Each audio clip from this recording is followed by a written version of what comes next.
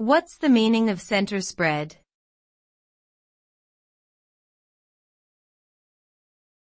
Center spread.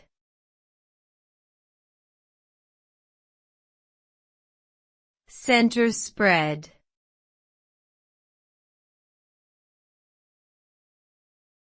Center spread.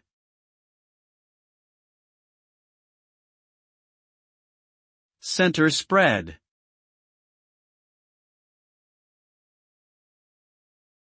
Center spread refers to the two facing pages in the center of a magazine or newspaper, typically containing a large, visually striking photograph or illustration along with accompanying text.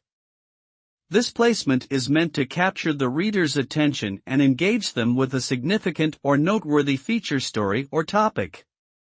The center spread can often be the most sought-after advertising space due to its prominent position and high visibility to readers.